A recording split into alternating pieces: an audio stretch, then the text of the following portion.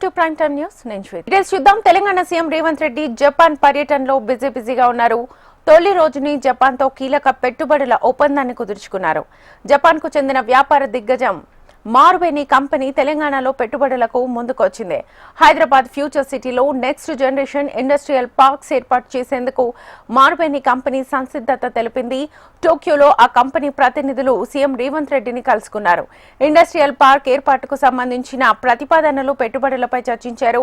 దాదాపు 1000 కోట్ల పెట్టుబడితో మార్బెనీ కంపెనీ ఈ ప్రాజెక్టును చేపట్టనుంది. ఇందుకు సంబంధించిన లెటర్ ఆఫ్ ఇంటెంట్ పై ముఖ్యమంత్రి సమక్షంలో ప్రభుత్వ అధికారులు, కంపెనీ ప్రతినిధులు సంతకాలు చేశారు. ఫ్యూచర్ సిటీలో అభివృద్ధి చేసే మొట్టమొదటి పార్క్ ఇదేనని తెలంగాణ సీఎం రేవంత్ తెలిపారు. తెలంగాణలో దాదాపు 30,000 ప్రత్యక్ష, పరోక్ష ఉద్యోగ అవకాశాలు అందుబాటులోకి వస్తాయని, వారి జీవనోపాధి మెరుగుపడుతుందని చెప్పారు. తెలంగాణలో వ్యాపారానికి అనువైన అవకాశాలు ఉన్నాయని సీఎం తెలిపారు.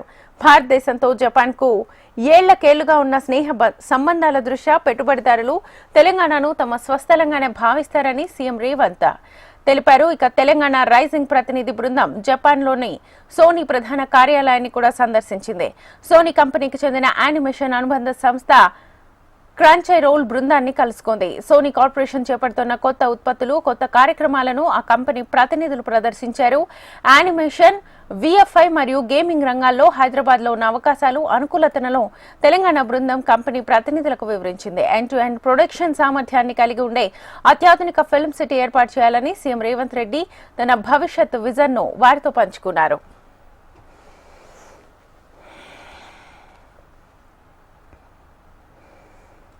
నేషనల్ హెరాల్డ్ కేసు ఛార్జ్షీట్ లో సోనియా, రాహుల్ గాంధీల పేర్లు చేర్చడంపై కాంగ్రెస్ శ్రేణులు ఆగ్రహం వ్యక్తం చేస్తున్నారు. హైదరాబాద్ ఈడీ కార్యాలయం ముందు తెలంగాణ కాంగ్రెస్ వ్యవహారాల incharge Meenakshi Natarajan, TPCC chief Mahesh Kumar Goud, మంత్రులు జూపల్లి, పొన్నం ప్రభాకర్, తుమ్మల నాగేశ్వరరావు సహా పార్టీ నేతలతో కలిసి ధర్నా చేపట్టారు. బీజేపీ ప్రభుత్వంపై తీవ్ర స్థాయిలో విమర్శలు చేశారు. గుజరాత్ లో బీజేపీని ఓడగొట్టడానికే వస్తున్నట్లుగా రాహుల్ చెప్పడంతో కక్ష రాజకీయాలకు పాల్పడుతున్నారని కాంగ్రెస్ నేతలు ఆరోపించారు. सोचकर बहुत डर लगता है। हमें जैसा हिंदुस्तान मिला वैसा हिंदुस्तान हमारे बच्चों, हमारे आने वाली पीढ़ियों को मिलेगा या नहीं। हम सब एक दूसरे को प्यार से मुआवजा पिलाते थे। अब ये बात होती है कि मुआवजा मत पियो। अब ये बात होती है कि कुंभ के मेले में हमारे अल्पसंख्यक भाई, हमारे अल्पसंख्यक बहनें वहां पर दुकान नहीं लगा सकती। जबकि ये बड़ा मुल्क है जहां पर रसखान भगवान कृष्ण पर कविता कहते हैं, जहां बिस्मिल्लाह खान साहब गंगा जी की आराधना करते, उनकी आरती करते थे। ऐसे मुल्क में इस तरह की फिरका परस्ती की बातें होती है, जबकि हम सबको पूरा विश्वास है जब भी इस देश की सीमाओं पर किसी भी प्रकार का प्रहार होगा, जब भी हमारा पड़ोसी मुल्क हमको ललकारेगा, तो भारत का हर एक मुसलमान अपनी शहादत से एक नया हिमालय खड़ा कर देगा और इस देश की और भारत माता की रक्षा करने के लिए आगे आएगा। దేశంలో ఉన్నటువంటి అనేక మంది, కోట్లాది మంది తాడిత పీడిత బలహీన వర్గాలకి సంబంధించినటువంటి వాళ్ళందరికీ వనరులు పంచాల్సి వస్తుందేమో. అలా పంచాల్సిన పరిస్థితి వస్తే మేము లేకపోతే కార్పొరేట్ సంస్థలతో బతుకుతున్నటువంటి ఆ సంస్థలో మా పార్టీ పరిస్థితి ఏమైపోతుందని భయానికి రోజు అటువంటి సందేశం దేశవ్యాప్తంగా చేరకుండా ఉండాలనేటువంటి ఆలోచనతో ఇవాళ రాహుల్ గాంధీ, సోనియా గాంధీ గారి పైన కేసులు పెట్టి ఈ దేశంలో క్యాస్ట్ సెన్సస్ జరగకుండా చూడాలనేటువంటి ఒక పెద్ద కుట్ర ఈరోజు దేశంలో జరుగుతుంది. ఆ కుట్రలో భాగమే ఈరోజు ఈడీ ద్వారా పెట్టినటువంటి కేసు. ఇలా మోడీ, అమిత్ షా ఒక్కడి పేరు కూడా చెప్పలేరు మేము ఫలానా స్వాతంత్రంలో మా నాయకులు పాల్గొన్నారు అని. అలాంటి పార్టీ ఇలా దేశం కోసం, దేశభక్తి గురించి మాట్లాడుతూ ఉంది. నేను మీకు తెలంగాణ ప్రజలు విజ్ఞప్తి చేస్తే, ఇలా పెద్దలందరూ మాట్లాడతారు. ఇప్పుడు పసలేని కేసును తీసుకొచ్చి గాంధీ కుటుంబాన్ని ఇబ్బంది పాలు చేసి రాజకీయ లబ్ధి పొందాలని చూస్తున్నటువంటి మోడీ, అమిత్ షా ప్రభుత్వానికి కనువిప్పు కలిగే విధంగా నిన్న అన్ని జిల్లాల్లో కాంగ్రెస్ శ్రేణులు, ప్రజాస్వామ్యం మీద నమ్మకం ఉన్నటువంటి పౌరులు, లౌకికవాదం మీద నమ్మకం పౌరులంతా కూడా ధర్నా చేశారు. ఇవాళ రాష్ట్రంలో హెడ్ క్వార్టర్ అయినటువంటి హైదరాబాద్లో ధర్నా ఇవాళ చేస్తూ ఉన్నాం. డిప్యూటీ ముఖ్యమంత్రి, మంత్రులు, మా ఇన్ఛార్జ్ అందరూ కూడా సమక్షంలో ధర్నా చేస్తూ ఉన్నాం. ఈ ధర్నా కొనసాగుతుంది.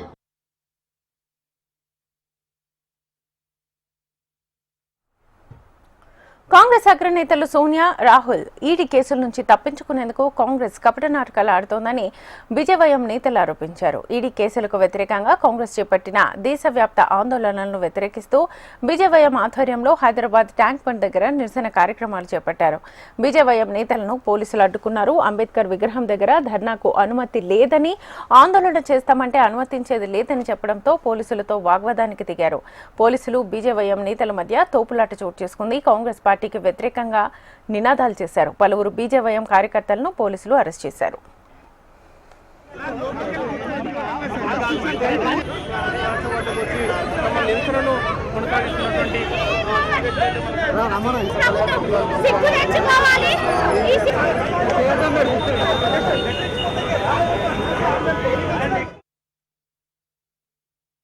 నాయకులకు సిగ్గుశరం ఇంటిగా జ్ఞానం ఉంటే ఆలోచన శక్తి ఉంటుంది. బీజేపీ మీద బురద వ్యక్తం చేస్తూ బీజేపీని బదనాం చేస్తూ ఉంది. అది ఎక్కడ కూడా కరెక్ట్ కాదు. 1938లో ఏదైతే ఈ కంపెనీకి సంబంధించిన పత్రికకు సంబంధించినటువంటి ఆస్తుల యొక్క వేలాన్ని అప్పనంగా 50 లక్షలకు కొనుగోలు చేసినటువంటి రాహుల్ గాంధీ గారు 2000 కోట్లని మీరు అన్యాయంగా దోచుకునే ప్రయత్నం చేస్తున్నారని చెప్పేసి మేము నిజంగా సిగ్గుసేటు, రాహుల్ గాంధీకి సిగ్గుసేటు. ఇది నిజంగా 5000 కోట్లు ఇవాళ నేటికి ఇవాళ 5000 కోట్ల ఆస్తులు అవి. అప్పట్లో 2008లో 2000 కోట్ల ఆస్తులు. 2000 కోట్ల ఆస్తులను కేవలం 50 లక్షలకే యంగ్ ఇండియాకు ఏ విధంగా కట్టుబెట్టలు.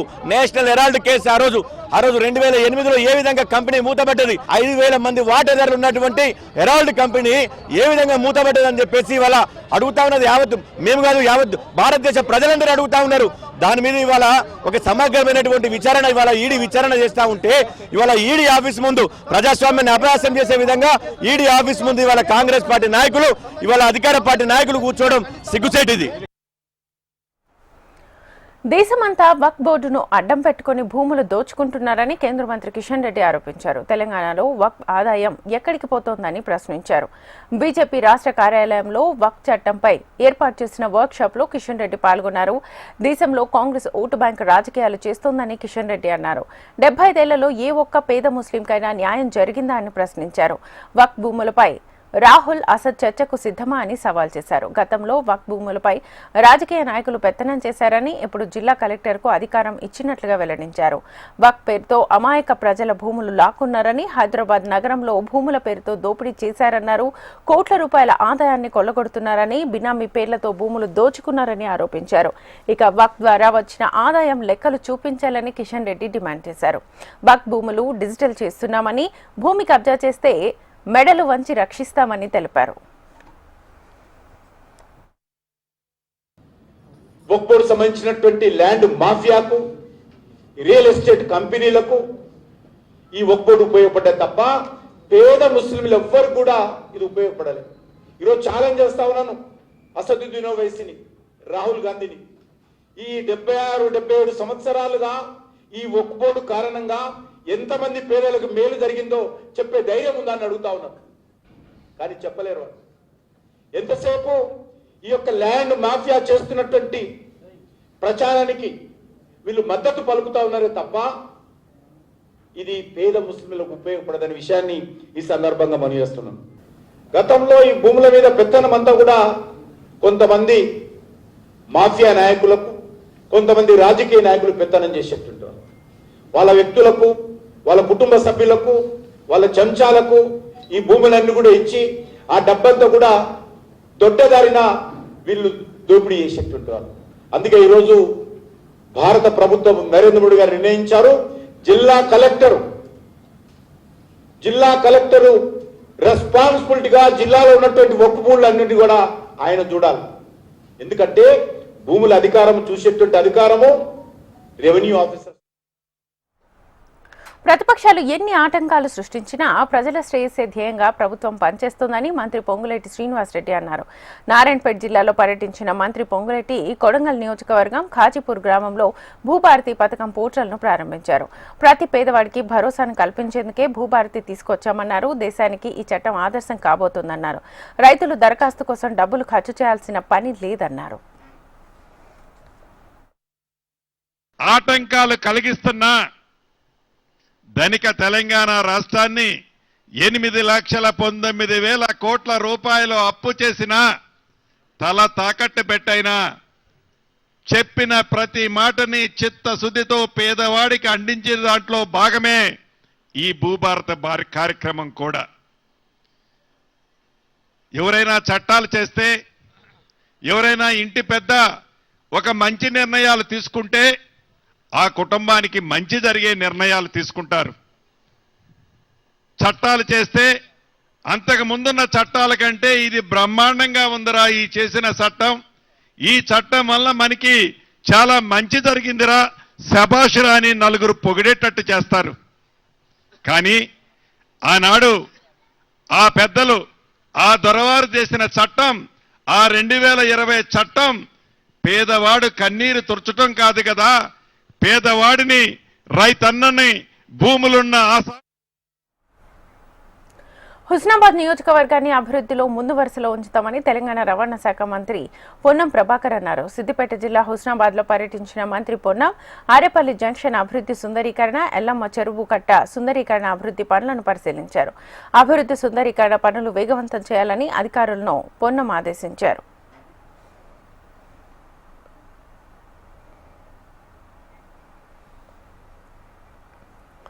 ఇటీవల తెలంగాణ పబ్లిక్ సర్వీస్ కమిషన్ నిర్వహించిన గ్రూప్ 1 పోస్టుల నియామకాలకు హైకోర్టు బ్రేక్ వేసింది. నియామకాలు నిలిపివేయాలని టీజీపీఎస్సీకి కోర్టు ఆదేశాలు జారీ చేసింది. మెయిన్స్ పరీక్ష ఉత్తీర్ణులైన వారికి షెడ్యూల్ ప్రకారం సర్టిఫికెట్స్ పరిశీలించవచ్చునని కోరింది. తదుపరి ఆదేశాలు ఇచ్చేంత వరకు ఏ ఒక్క అభ్యర్థికి నియామక పత్రాలు ఇవ్వకూడదని సూచించింది. గ్రూప్ 1 మెయిన్స్ పరీక్షల్లో అవకతవకలు జరిగాయంటూ కొందరు అభ్యర్థులు హైకోర్టును ఆశ్రయించడంతో విచారించిన కోర్టు తుది తీర్పు వెలువడే వరకు పోస్టులు ఇవ్వొద్దని ఉత్తర్వులు జారీ చేసింది. ఏపీ రాజధాని అమరావతి నిర్మాణాల పునః ప్రారంభోత్సవానికి ప్రధాని మోదీ పర్యటన ఖరారైంది. మే 2వ తేదీన అమరావతి పనులను మోదీ ప్రారంభించనున్నారు. ప్రధాని రాకతో భారీ మీటింగ్ కు ప్రభుత్వం ఏర్పాట్లు చేస్తోంది. సచివాలయం వెనుక బహిరంగ సభ వేదికను ప్రభుత్వం ఎంపిక చేసింది. ఇందుకోసం ఇప్పటికే ఏర్పాట్లు ప్రారంభించారు. ప్రధాని పర్యటన ఏర్పాట్ల కోసం ప్రభుత్వం మంత్రుల కమిటీని నియమించింది. మరోవైపు భద్రతా ఏర్పాట్లను ఎస్పీజీ బృందం పర్యవేక్షిస్తోంది. ప్రధాని పర్యటనపై ముఖ్యమంత్రి చంద్రబాబు రివ్యూ చేశారు. ప్రధాని మోదీ పర్యటనకు అన్ని ఏర్పాట్లు పూర్తి చేయాలని సీఎస్ విజయానంద్ ను సీఎం చంద్రబాబు ఆదేశించారు.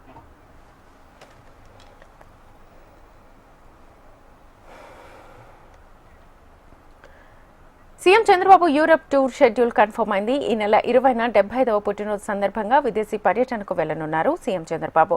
కుటుంబ సమేతంగా యూరప్ కు వెళ్లనున్న సీఎం 6 రోజుల పాటు యూరప్ లో పర్యటించనున్నారు.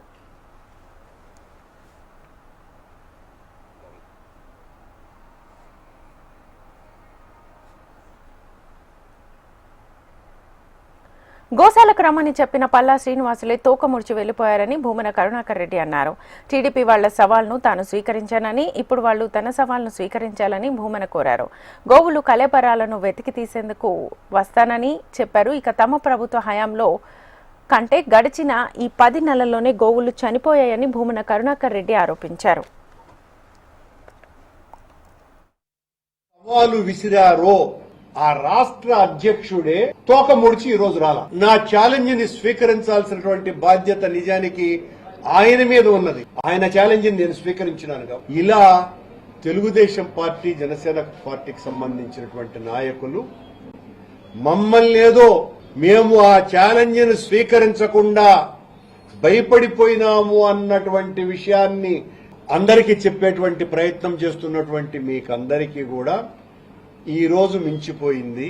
రేపైనా, ఎల్లుండైనా, మరెప్పుడైనా మీరు ఎప్పుడు చెప్పినా మీ పోలీసు వాళ్లతో నన్ను, మా నాయకులు కనీసం 5 మందిని మాత్రమే మిమ్మల్ని అనుమతిస్తే మేము ఇప్పటికీ కూడా సిద్ధంగా ఉన్నాము. ఎక్కడా కూడా ఆ విషయంలో వెనక్కి తగ్గేటువంటి పరిస్థితి రానే రాదు, లేనే లేదు. మీ ఎగ్జిక్యూటివ్ ఆఫీసర్ 43 ఆవులు చనిపోయాయి 3 నెలల్లో అని ప్రకటించారు. మీ చైర్మన్ 22 ఆవులు చనిపోయాయి అని చెప్పటమే కాకుండా ఏం మనుషులు చచ్చిపోరా, ముస్లిం 35 కాబట్టి చచ్చిపోయినాయి, నువ్వు ఒక దుర్మార్గుడివిరా, నీచుడివిరా అని నన్ను ఇష్టం వచ్చినట్టుగా తిట్టాడు. మనిషి జన్మ ఎత్తటమే పొరపాటురని ఇలాంటి వాడు అని. సరే, స్థానిక శాసనసభ సభ్యుడు కూడా 40 గోవులు చచ్చిపోయినాయని ఆయన కూడా చెప్పినారు. జూన్ నుంచి అంటే మీరు అధికారం చేపట్టినప్పటి నుంచి ఇప్పటి వరకు 170 ఆవులు చనిపోయాయి అన్నటువంటి విషయం అధికారికంగా మీరు చెప్పినటువంటిదే, మీ ఫామ్ మేనేజర్ రిలీజ్ చేసినటువంటిది. తిరుమల గోశాల కట్టడపై భూమన కరుణాకర్ రెడ్డి చేసిన వ్యాఖ్యలకు దేవాదాయ శాఖ మంత్రి ఆనం రామనారాయణ రెడ్డి తీవ్రంగా స్పందించారు. గోవుల సహజ మరణాన్ని దుష్ప్రచారం చేసి తిరుమల పవిత్రతను అపవిత్రం చేసేందుకు వైసీపీ కంకణం కట్టుకుందని ఫైర్ అయ్యారు. ఓ నాస్తికుడు హిందూ ధర్మం గురించి మాట్లాడటం సిగ్గుచేటని మంత్రి ఆనం రామనారాయణ రెడ్డి మండిపడ్డారు. ఇవాళ ఛాలెంజ్లు, మీరు రాండి మేము రాండి, ఏమి ఛాలెంజ్లు చేస్తారు మీరు? ఎక్కడైనా సరే కొన్ని సహజ మరణాలు అనేవి ఉంటాయి. సహజ మరణాలను కూడా పాలక మండలియో లేకుంటే రాష్ట్ర ప్రభుత్వమో వాటి వల్ల వచ్చింది అని చెప్పి నిందల్ని మోపడానికి భూమన కరుణాకర్ రెడ్డి లాంటి నాస్తికుడు చేయడం ఇది నాస్తికత్వం. ఆయన 2 దఫాలు టీటీడీ చైర్మన్ చేశాడు, ఎమ్మెల్యే అయ్యాడు, మొత్తం దోపిడీకి గురైంది. తిరుమల తిరుపతి దేవస్థానం నిధులన్నీ సీసీ రోడ్ల పేరుతో మొత్తం దోచేశారు. 100 కోట్లు తిరుమల తిరుపతి దేవస్థానాన్ని అడ్డం పెట్టుకున్నారు. వీళ్ళు ఇవాళ ప్రభుత్వాన్ని, ఇవాళ పాలక వర్గాన్ని తప్పు పట్టే ప్రయత్నం చేస్తారు. అదేమంటే సవాళ్ళు, మేము సవాళ్ళు ఇచ్చినా మీరు రాలేదు. ఏంటి సవాళ్ళు, ఏంటి వచ్చేది? ఎక్కడో గోశాలలో సహజ మరణమో అనారోగ్యంతో ఒక గోవుకు చనిపోతే దాన్ని రాష్ట్ర ప్రభుత్వానికి అంటగడతారా? దేవాదాయ శాఖ మంత్రికి అంటగడతారా? లేకుంటే తిరుమల తిరుపతి దేవస్థానం చైర్మన్కి అంటగడతారా? ఏమన్నా బుద్ధి ఉండే పనులేనా వాళ్ళకి? నువ్వు ఒక నాస్తికుడివి. అటువంటి వాడు నీకు నాయకుడైతే నువ్వు ఒక నాస్తికుడివి, నువ్వు మాకు చెప్పడానికి వచ్చావా? గోశాలలో ఎలాంటి తప్పిదం లేదు. గోశాలలో ఉన్నటువంటి ఆవులకన్నిటికీ పవిత్రమైనటువంటి విధానంలో తిరుమల తిరుపతి దేవస్థానం అధికార యంత్రాంగం పనిచేస్తూ ఉంది. ఎలాంటి ఇబ్బంది లేదు. పేద విద్యార్థులకు నాణ్యమైన విద్య, ఉద్యోగాల కల్పనకు కూటమి ప్రభుత్వం కృషి చేస్తోందని ఏపీ మంత్రి డోలా శ్రీ బాల వీరాంజనేయ స్వామి చెప్పారు. విశాఖలో పర్యటించిన మంత్రి బాల వీరాంజనేయ స్వామి మధురవాడలో సాంఘిక సంక్షేమ శాఖ వసతి గృహం, ద్వారకానగర్లో ఉచిత డిఎస్సి శిక్షణ కేంద్రాన్ని తనిఖీ చేశారు. ఇక డిఎస్సి అభ్యర్థులకు ఉచిత స్టడీ మెటీరియల్ ని పంపిణీ చేశారు. విద్యార్థులతో పాటు కూర్చొని సిబ్బంది బోధన తీరును పరిశీలించారు. అభ్యర్థుల సమస్యలు, శిక్షణ కేంద్రంలో అందుతున్న సౌకర్యాల్ని అడిగి తెలుసుకున్నారు. 3,400 మంది పేద విద్యార్థులకు ఉచితంగా డిఎస్సి శిక్షణ ఇస్తున్నట్లుగా చెప్పారు. రాష్ట్రంలో గురుకులాల్లో నీట్ శిక్షణ కేంద్రాన్ని 3 నుంచి 10కి పెంచామని, ఎస్సీ ఎస్టీ బ్యాక్లాగ్ పోస్టులు భర్తీ చేస్తామని అన్నారు. గడిచిన 10 నెలల కాలంలో 300 కోట్లతో కొత్త ఎస్సీ హాస్టళ్ల నిర్మాణం, గురుకులాలు, వసతి గృహాల్లో మరమ్మతులు చేపట్టి సకల సౌకర్యాలు కల్పిస్తున్నామని మంత్రి వెల్లడించారు. వచ్చే విద్యా సంవత్సరం నుంచి సంక్షేమ వసతి గృహాలు, గురుకులాల్లో విద్యార్థులకు నాణ్యమైన బియ్యంతో భోజనం అందిస్తామని అన్నారు. ప్రభుత్వం రాసినటువంటి డిఎస్సి కోచింగ్ సెంటర్ కూడా విజిట్ చేయడం జరిగింది. అక్కడ కూడా వాళ్ళకి మెటీరియల్ డిస్ట్రిబ్యూషన్ చేయడం జరిగింది. విద్యార్థులు కూడా మంచిగా వాళ్ళ ఇచ్చినటువంటి కంటెంట్, సబ్జెక్ట్స్, లోపాలు 1-2 లోపాలు కూడా గమనించదండి. అవన్నీ కూడా సరిదిద్దుకుంటాం. మా ఎమ్మెల్సీ గారు కూడా ఇంతకుముందు ఫ్యాకల్టీగా ఉన్నారు, వారిని కూడా విజిట్ చేసి టైం టు టైం అక్కడ ఉంటే సలహాలు ఇచ్చి ఎక్కువ మంది విద్యార్థులు డిఎస్సిలో సెలెక్ట్ అయ్యే విధంగా చర్యలు తీసుకోవాలని చెప్పి కూడా చెప్పడం జరిగింది. పేద విద్యార్థుల యొక్క సంక్షేమం పట్ల, వారి యొక్క ఉపాధి పట్ల ముఖ్యమంత్రి గారు చిత్తశుద్ధితో ఉన్నారు. పేదరికాలకు సంబంధించిన లక్ష్యంతో P4 విధానాన్ని కూడా ముఖ్యమంత్రి గారు నా ఉగాది నుంచి నాంది పలికని కూడా ఆయన సందర్భంగా తెలియజేస్తారు. కూటమి నేతల అరాచకాలకు పారిశ్రామికవేత్తలు భయపడుతున్నారని ఎమ్మెల్సీ బొత్స సత్యనారాయణ అన్నారు. రాష్ట్రంలో పెట్టుబడులు పెట్టేందుకు దిగ్గజ కంపెనీలు జంకుతున్నాయని, కూటమి నేతల తీరుతో రాష్ట్రానికి వచ్చిన పెట్టుబడులు ఇతర రాష్ట్రాలకు వెళ్తున్నాయని బొత్స సత్యనారాయణ ఆరోపించారు. రాష్ట్రంలో అసలు ప్రభుత్వం ఉందా లేదా అనేది అర్థం అవట్లే. రోజు పెద్ద పెద్ద మాటలు చెప్తారు. మాకు మా తాలూకా జయం ఉద్యోగ కల్పనే, ఇన్ని వేల కోట్ల రూపాయలు, 2 లక్షల కోట్ల రూపాయలు పెట్టుబడులు సాధిస్తాం. పెట్టుబడులు రావాలంటే రాష్ట్రంలో శాంతి భద్రత కంట్రోల్ మనకు ఉండాలి, శాంతి భద్రత బాగుండాలి. ఎవరైతే పరిశ్రమ పెట్టేవాళ్ళనో వాళ్ళకి పాలనకి ఒక ఆహ్లాదకరమైన వాతావరణం కల్పించాలి అని పాపం చంద్రబాబు నాయుడు గారు, ఆయనతో పాటు ఉన్న సభ్యులందరూ చెప్తూనే ఉంటారు మాటలు.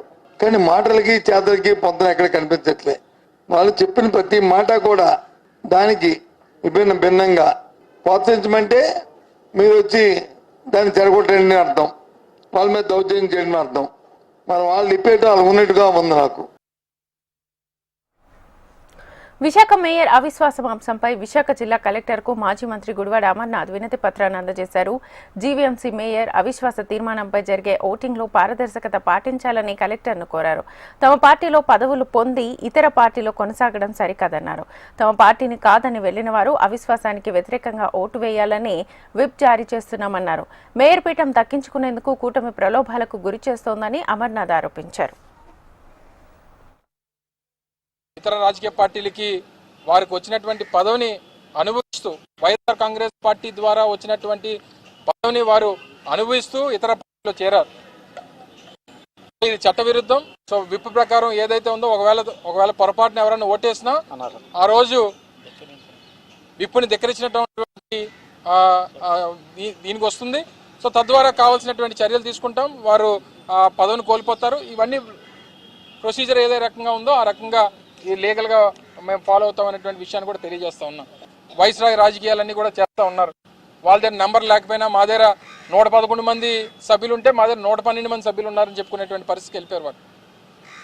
అంటే మా దగ్గర నెంబర్స్ లేకపోయినా ఉన్నాయని చెప్పుకొని ఇతర సభ్యులందరినీ కూడా ఏదో రకంగా వారిని వాళ్ళ వైపు తిప్పుకోవాలనేటువంటి ప్రయత్నం జరుగుతుంది. వక్ఫ్ సవరణ చట్టం కేసులో సుప్రీంకోర్టు మధ్యంతర ఉత్తర్వులు జారీ చేసింది. వక్ఫ్ ఆస్తుల్లో ఎటువంటి మార్పులు చేయొద్దని సుప్రీంకోర్టు సూచించింది. వక్ఫ్ బోర్డులో నూతన నియామకాలు సైతం చేపట్టొద్దని చెప్పింది. కేంద్రానికి కౌంటర్ ఫైల్ చేసేందుకు వారం రోజుల సమయాన్ని ఇచ్చింది న్యాయస్థానం. వక్ఫ్ సవరణ చట్టంపై స్టేని ఇచ్చేందుకు నిరాకరించింది. పిటిషనర్లు లేవనెత్తిన అంశాలపై వారం రోజుల్లో వివరణాత్మక సమాధానం ఇవ్వాలని కేంద్రానికి సూచించింది అత్యున్నత న్యాయస్థానం. ఎస్సీ వర్గీకరణకు సంబంధించి ఏపీ సర్కార్ ఆర్డినెన్స్ జారీ చేసింది. గవర్నర్ ఆమోదం అనంతరం ఎస్సీ వర్గీకరణ ఆర్డినెన్స్ గెజెట్ను న్యాయశాఖ జారీ చేసింది. గెజెట్లో ప్రచురించాలని ఏపీ ప్రభుత్వం ఉత్తర్వులు జారీ చేసింది. మొత్తం 15% ఉన్న ఎస్సీ రిజర్వేషన్లను 3 భాగాలుగా విభజించారు. గ్రూప్ ఏలో 1%, గ్రూప్ బిలో 6.5%, గ్రూప్ సిలో 7.5%గా రిజర్వేషన్ల విభజన జరిగింది. ఈ సందర్భంగా గెజెట్ జారీకి సంబంధించి న్యాయశాఖ కార్యదర్శి ప్రతిపాదేవి ఉత్తర్వులు జారీ చేశారు. ఇవాళ ఉదయం ఎస్సీ వర్గీకరణపై సిఎస్ విజయానంద్తో ఎంఆర్పీఎస్ జాతీయ అధ్యక్షులు మందకృష్ణ భేటీ అయ్యారు. ఎస్సీ వర్గీకరణ ఆర్డినెన్స్ పై ఇరువురి మధ్య చర్చ జరిగినట్లుగా తెలుస్తోంది. పోలవరంలో కేంద్ర నిపుణుల బృందం పర్యటించింది. 2వ రోజు ప్రాజెక్ట్ పరిధిలో మట్టి నాణ్యత పరీక్షలు చేపట్టారు. Central material and soil research centre నిపుణులు సిద్ధార్థ హెడావో, విపుల్ కుమార్ గుప్తా, జలవనరుల శాఖ అధికారి నిర్మల ప్రాజెక్ట్ పరిధిలోని దండంగి, పోలవరం జల విద్యుత్ కేంద్రం పరిసరాలతో పాటు పలు ప్రాంతాల్లో మట్టి నమూనాలను సేకరించారు. పరీక్షల్లో వచ్చిన ఫలితాల ఆధారంగా పోలవరం ప్రాజెక్టులో అవసరమైన ప్రాంతాల్లో అవసరమైన ఈ మట్టిని వినియోగిస్తామని జలవనరుల శాఖ అధికారులు తెలిపారు.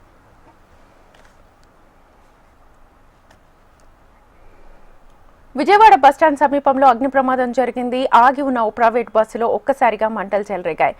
గ్యాస్ లీక్ కావడంతో మంటలు చెలరేగినట్లుగా తెలుస్తోంది. మంటల్లో బస్సు స్వల్పంగా కాలిపోయింది.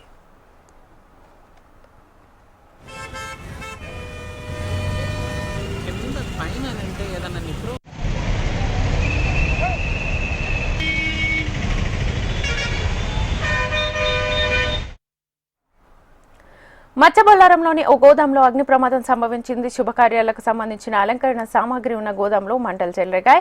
షార్ట్ సర్క్యూట్ కారణంగానే అగ్ని ప్రమాదం సంభవించి ఉంటుందని అగ్నిమాపక అధికారులు భావిస్తున్నారు. స్థానికుల సమాచారం మేరకు ఘటనా స్థలానికి చేరుకున్న అగ్నిమాపక సిబ్బంది మంటలను అదుపు చేస్తున్నారు. దాదాపు 6 లక్షల మేర ఆస్తి నష్టం జరిగినట్లుగా ప్రాథమిక అంచనా వేస్తున్నారు. అగ్ని ప్రమాదం జరిగిన సమయంలో గోదాంలో ఎవ్వరూ లేకపోవడంతో ప్రాణ నష్టం తప్పింది. భారీగా మంటలు ఎగసిపడడంతో స్థానికులు భయాందోళనకు గురయ్యారు.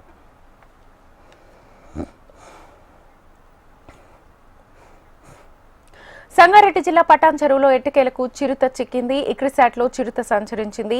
గత 2 రోజులుగా కార్మికులు, స్థానికులకు చిరుత తీవ్ర భయాందోళనకు గురిచేసింది.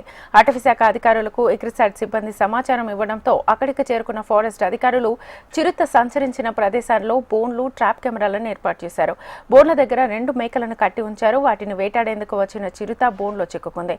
పట్టుబడ్డ చిరుతను జూ పార్కు తరలించారు ఫారెస్ట్ సిబ్బంది. 2 రోజులుగా తీవ్ర భయాందోళనకు గురిచేసిన చిరుత పట్టుబడ్డంతో ఇక్రిసాట్ సిబ్బంది, స్థానికులు ఊపిరి పీల్చుకున్నారు. ఈ నెల 20 తర్వాత బీజేపీ జాతీయ అధ్యక్షుడి ప్రకటన ఉండే అవకాశం ఉంది. 2 రోజుల్లో 6 రాష్ట్రాల అధ్యక్షుల పర్యటన ఉండే ఛాన్స్ ఉన్నట్లుగా తెలుస్తోంది. నిన్న ప్రధాని మోదీ నివాసంలో కీలక సమావేశం జరిగింది. ఈ సమావేశంలో అమిత్ షా, రాజ్నాథ్, నడ్డా పాల్గొన్నారు. తెలంగాణ, ఏపీ సహా యూపీ, మధ్యప్రదేశ్, ఉత్తరాఖండ్, కర్ణాటక, పుదుచ్చేరి అధ్యక్షులను బీజేపీ ప్రకటించనుంది. స్టాక్ మార్కెట్స్ లో స్ట్రాంగ్ రికవరీ కొనసాగుతోంది. ఫైనాన్షియల్ స్టాక్స్ లో కొనుగోళ్ల జోరుతో వరుసగా 4 సెషన్లోనూ స్టాక్ మార్కెట్లు భారీ లాభాలతో ముగిశాయి. ఎఫ్ఐఐల కొనుగోలు, డాలర్ బలహీనత కూడా ఇన్వెస్టర్ల సెంటిమెంట్ ను ప్రభావితం చేసింది.